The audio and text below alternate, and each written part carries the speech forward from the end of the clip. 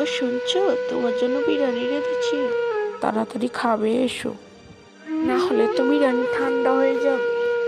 না গিন্নি, বুঝলে এখন আমাদের বেরিয়ে যেতে হবে, কারণ আমরা ধরা পড়ে গেছি। এই বৃষ্টির মধ্যে আমার বেরিয়ে যেতে হবে, চলো। তাহলে চলো আমরা পিসু ও পেশার বাড়ি থেকে ঘুরে আসি কয়দিনের জন্য।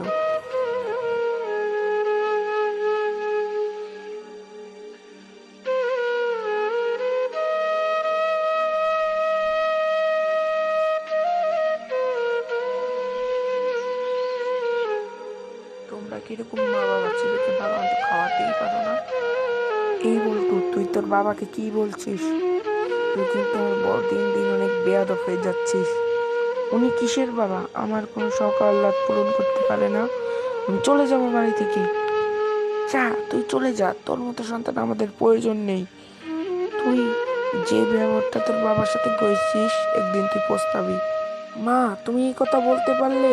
আচ্ছা যাও, আমি বাড়ি থেকে বেরিয়ে যাচ্ছি, তোমরা খুশি থাকো।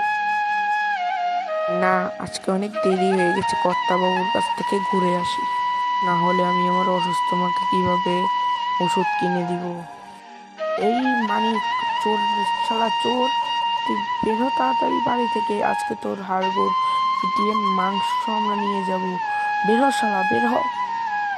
চিচকে চোর, শালার বেটা সারাদিন চায়ের দোকানে, মুদি দোকানে গিয়ে টাকা মেরে নিয়ে আসে। আজকে ওর প্রমাণ পেয়েছি, আজকে ওকে ধরতে পারলে ওর ছিচকে চোর আমি ও খাচ্চরে স্বভাব সবই বের করে দিব। কি হয়েছে দাদু, এখানে এত ভিড় কেন? আরে শোন, এখানে একটা ছিচকে চোর আছে, ওর নাম মানিক। ও প্রতিদিন চুরি করে। তাই নাকি? জানতাম না। ওর পেটে পেটে এত দুষ্টুমি, আজকে বাবাকে গিয়ে বলবো। আরে মানিক যে, কি ব্যাপার, এখানে কি জন্য এসেছো? আরে দাদা বাবু, কয়দিনের জন্য তো থাকতে এসেছি, সবসময় তো এক জায়গায় ভালো লাগে না। হ্যাঁ দাদা বাবু, একটু বেড়াতে এসেছি, আমাদেরকে একটু কয়েকদিন, যতদিন মন চায় আমরা এখানে থাকবো। আচ্ছা, তোমরা থাকো এখানে। ওগো শুনছো, আমাদের 1 লাখ টাকা আমাদের আলমারিতে নেই। কিভাবে চুরি হলো এত টাকা? তাড়াতাড়ি সবাইকে খবর দাও, মানিককে ডেকে আনো।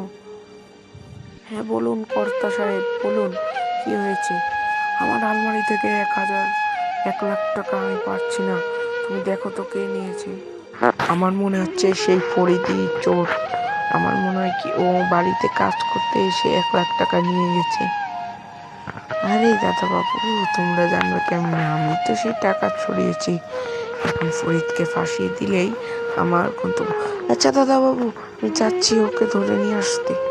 আচ্ছা যা, ভালোই ভালোই বলছি, টাকাগুলো দিয়ে দে ফরিদ। কি কিসের টাকা দাদা বাবু? চুরি করে এখন বলা হচ্ছে কিসের টাকা? দাঁড়া, তোকে আজকেই কেদারা দিয়ে ধরাবো। কি হয়েছে এখানে, কি হয়েছে? ফরিদ, তোমার সাথে কি হয়েছে? এই দেখো না দাদা বাবু, আমাকে শুধু শুধুই চোর বানাচ্ছে। হ্যাঁ যাও যাও যাও মানিক, যাও, আমি তোমার টাকা, টাকা পয়সার সব কিছু আমি পরিশোধ করব, তুমি এখন এখান থেকে যাও। আচ্ছা, তুমি বুঝে নিও তাহলে। ও দেখো, তোমার ছেলে বাড়ি এসেছে।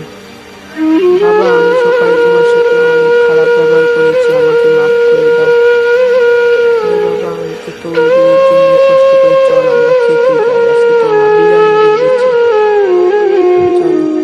জানো বাবা, আজকে আসার সময় দেখলাম মানিক মানিক আর ফরিদের কাছে এসে চুরি বলছে, তুই চুরি করেছিস ওদের টাকা। ও তো ছিচকে চোর, ওই চুরি করে ওকে ফাঁসায় দিয়েছে। কালকে হেসতে হেসতে আমরা করবো। ঠিক আছে বাবা, আজকে তাহলে আমরা খেয়ে দিয়ে কালকে ওদেরকে দাদুদেরকে নিয়ে ওদের ধরতে যাবো, ঠিক আছে? জমিদার মশাই, ও জমিদার মশাই, আপনার বাড়িতে তো ছিচকে চোর আছে। কি বলতে চাও? মানিক তো ছিচকে চুরি করে ধরা পড়েছে।